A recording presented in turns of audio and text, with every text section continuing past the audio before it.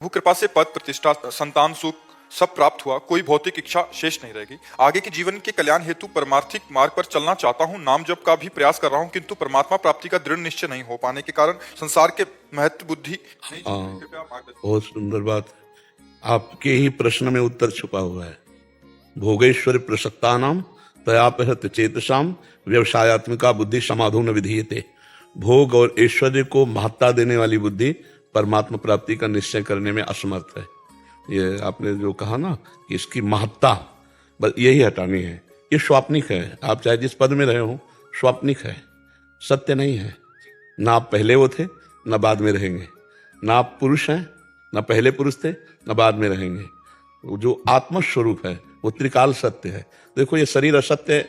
जब आप निद्रा में गए तो ये शरीर असत्य था, आपको बोध नहीं था। स्वप्न में थे तो वो शरीर जो स्वाप्निक शरीर मिला, तो ये जागतिक स्थूल देह का भान तो नहीं था ना, तो मिथ्या हो गया ना। और जब जागृत में आए तो वो मिथ्या हो गया ना, स्वाप्निक। तो कुछ क्षण में, चंद घंटों में इसका अस्तित्व नहीं है। तो इसके द्वारा जो प्राप्त पद है वो मायाकृत ही तो है। आपका जो स्वरूप है वो परम पद है। परम पद, आप अपने स्वरूप में स्थित हो गए तो परम पद को प्राप्त हो गए। पर इसका महत्व जब तक बुद्धि में होगा। भोगेश्वर प्रसक्ता नाम तयापहत चेतसाम, जिसका चित्त अपरित हो चुका है भोगेश्वर सांसारिक सुखों में, महत्व बुद्धि, सत्यत्व बुद्धि, तो उसे परमात्मा प्राप्ति का दृढ़ निश्चय ही नहीं हो पाता। अब इससे हमारा जीवन ऊंचे उठे। जैसे आप नाम जप कर रहे हो तो कम बोलिए, मौन पर आइए। बोलिए तो बहुत विचार कर बोलिए, हित कर बोलिए, सत्य बोलिए, कम शब्दों में बोलिए। तभी जबान पवित्र रहेगी तो नाम जप में ज्यादा अभ्यास। भोजन पवित्र, सात्विक भोजन, सात्विक जो भगवान को अर्पित किया जा सकता है। और प्रपंची लोगों से, जो संसार को सत्य मानकर भोगों में रत हैं, उनसे उदासीन हो जाइए। जाके प्रिय न राम वैदेही तजिए ताहि कोटि वैरिशम यद्यपि परम स्नेही। यद्यपि रिश्तेदार नातेदार सब है। कम शब्दों में बोलिए, उदासीन रहिए, अधिक नाम जप कीजिए और भगवान से प्रार्थना कीजिए कि मुझ में ये भाव दीजिए कि मैं आपको प्राप्त कर सकूं। आप अपने मिलन की मुझे विरहाग्नि में जलाइए, मैं आपके लिए रोऊं कि प्रभु मुझे सब कुछ दिया लेकिन ये सब मायाकृत था, सत्य तो आप थे। तो नाथ, अब मुझे ज्ञान हो रहा है कि आप चाहिए। ये सब होने पर भी आपके बिना मेरा जीवन अधूरा है, बस तब बात बन जाएगी। क्योंकि अभी शरीर छूटे तो आपका न पद जाएगा, न ये शरीर जाएगा, और न इसके संबंधी जाएंगे, सब भूल जाएंगे और आप अकेले जाएंगे। जो कर्म किए हैं वो आपके साथ जाएंगे, शुभ या अशुभ कर्म। तो नाम जप के द्वारा शुभ और अशुभ कर्म दोनों को नष्ट कर दिया जाए तो भगवत प्राप्ति हो जाएगी। जब तक शुभ कर्म है तो उनको भोगने के लिए पुण्य लोकों में जाना पड़ेगा, अशुभ कर्म है तो उनको भोगने के लिए नरक आदि लोक हैं। और शुभ अशुभ दोनों जो क्षीण होते हैं भोगने से, वो मृत्यु लोक में भोगने पड़ते हैं। शुभ अशुभ दोनों नष्ट हो जाएं तो भगवत प्राप्ति हो जाती है। शुभ अशुभ दुर्ग विध्वंस बल तब जयति जयति जग उच्चर।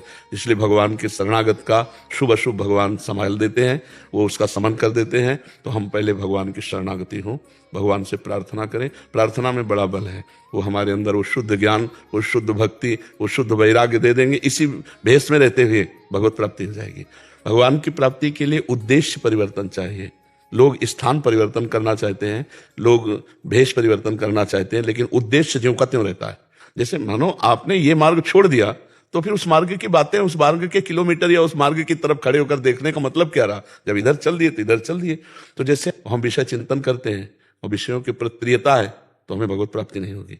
और आप पैंट शर्ट में हो, अब आपको घृणा हो जाए कि यार बहुत समय नष्ट हो गया, वो खास चीज नहीं मिली जो मुझे चाहिए, जिससे मुझे विश्राम मिलता है, तो अंदर ही वैराग्य जागृत हो जाएगा। सबके बीच में रहते हुए भी जो वैरागी है, हर भोग है पर वो वैरागी है, वही भगवान का अनुरागी होता है।